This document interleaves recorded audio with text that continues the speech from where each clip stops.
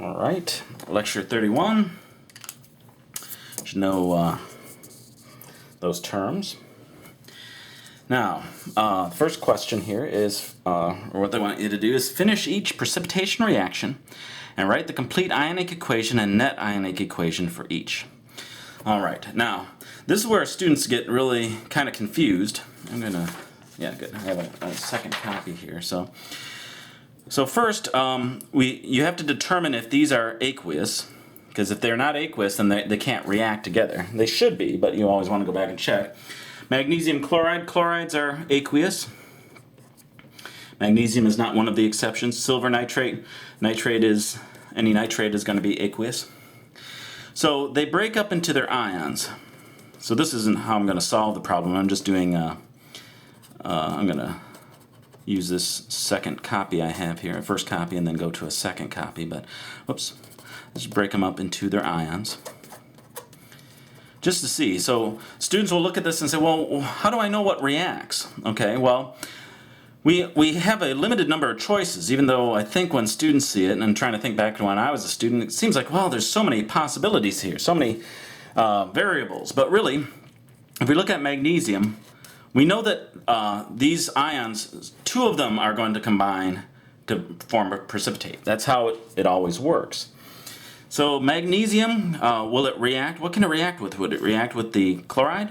We know that it doesn't. How do we know that? Because it went into solution as an aqueous compound, or a soluble compound. So when it goes into solution, it breaks up. So there's no way that it comes together. So we can just skip that. Magnesium is not going to come back together with the chloride and precipitate out. It already, by being a soluble compound, we know that it doesn't do that. So that's gone.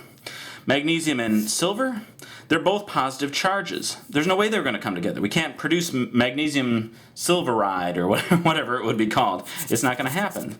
The only thing that could react with is the nitrate.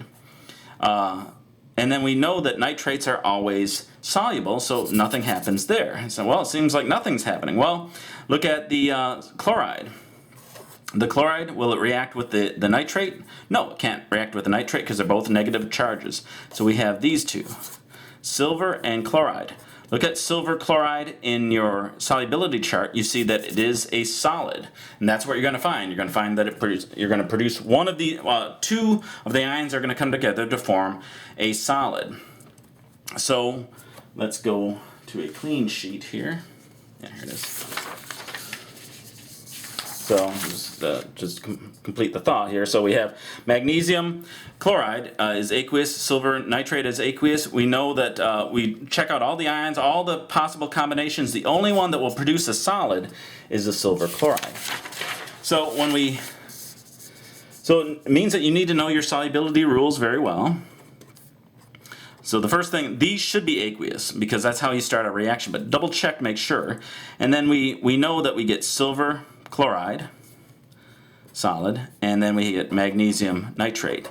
The last thing that we have to do is we have to make sure we balance the equation. So this would be 2 and 2, and you should know how to balance the equations. Okay, now we can finish the precipitation reaction and write the complete ionic equation and net ionic equation. So now we have to go through magnesium, do what I just did, but without all the extra explanations here. Just breaking up the soluble ones on the one side. The ones on the left side will always be soluble, whether they're ionic or molecular. There's going to be one compound on this side that's going to be solid for a precipitation reaction.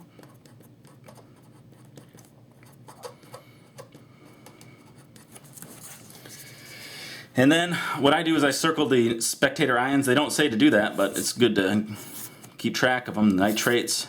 And we see that what we end up with is 2 Cl plus 2 silver.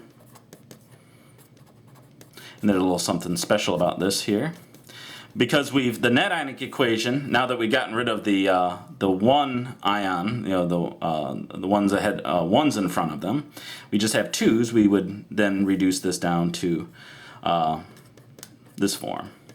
And this is the way, you don't want to leave it with a bunch of 2's in there. If everything can be reduced now, because the magnesiums are gone, you want to reduce it. Now, some students will ask, is it okay to leave it in this form? Certainly. The chloride and the silver are not in any form in the solution, but a lot of times people will switch it around just because it makes it a little easier to look at. Nothing wrong with this. Or nothing wrong with this form. It's just two reacting ions form silver chloride. We definitely have to have the ions on the left and the precipitate on the right side of the equation, but other than that, you can mix and match them around as you want. Okay, now we'll go a little bit faster. We verify that this is aqueous, this is aqueous. We see that we'll produce sodium sulfate, which is aqueous, and then aluminum hydroxide, which is solid. And then we have to keep track here, so we have 3. So we have 3 here. This would be a 6. This would be a 2. Oh, it's trickier than I thought. Not too bad, just gotta be careful. So 2 aluminum, 6 sulfates, 6 sodium, 6, yeah, so everything's there. Now we have to break it, so the complete ionic equation is 2 aluminum. We know it breaks up into these ions because it's aqueous. We double checked it with the solubility rules, but you should know those right off the top of your head.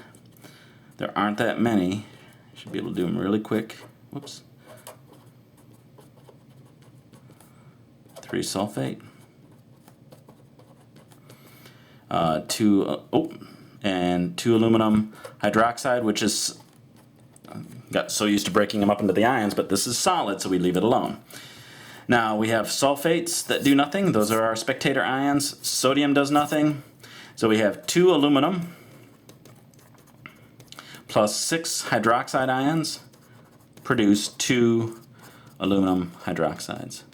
And again, these are long problems, so from time to time I'll check to make sure I'm on the page. Oh, good, I am here. So this is the net ionic equation. So circle the spectator ions. You don't have to, I do, just so then when I go back to write the net ionic equation, I just write off what's left over. Makes it pretty easy. Okay, keep going. Sodium chloride, should know that's aqueous right off the bat. Then we have iron 2 nitrate, which has to be aqueous. This is going to produce iron 2 chloride and sodium sodium nitrate. Now if we look at the rules, iron 2 chloride is aqueous, as is sodium nitrate. Now we haven't balanced it, but we don't really need to because everything is aqueous means there's no reaction. And you should get used to the fact me using NR for no reaction. That comes up a lot, and that's what I do to abbreviate. Don't normally write out no reaction. No reaction. So we can't do anything further. And on my exam, if I did this, I'd have that as an option. So you wouldn't have to feel like, well, what am I supposed to do now? I'll say, if there's no reaction, write NR. Okay, so barium nitrate, definitely aqueous. Potassium sulfate, potassium tells you that it's aqueous, so does the sulfate. We have barium sulfate. If you look in your table, you see that this is insoluble, so it's solid. It's unfortunate that soluble and solid begin with an S, but that S means solid, means that it's insoluble. It falls out of solution. Then we have potassium nitrate, and there's going to be 2 of those. So make sure everything's balanced. Good. Now, this is barium. This is 2 nitrate, 2 potassium, 1 sulfate. On the other side, barium sulfate stays as a solid because it's insoluble. Here's some ions, a couple more ions, potassium. Now, potassium ion doesn't do anything, so it's a spectator ion. Nitrate ion does nothing. So that's the complete ionic equation. The net ionic equation is this. So even though I'm not labeling them as complete and net ionic equations, I'm saying it out, and you know the trend. So make sure, just to finish it up. Should label it, even though I'm saying it out. But there we are. And then the last one here, nickel 2 chloride. Chlorides are aqueous. Sodium bromide, definitely aqueous. This would be a 2 here. Then we have 2 sodium chloride, which is aqueous, and then nickel 2 bromide. And nickel 2 bromide is aqueous as well.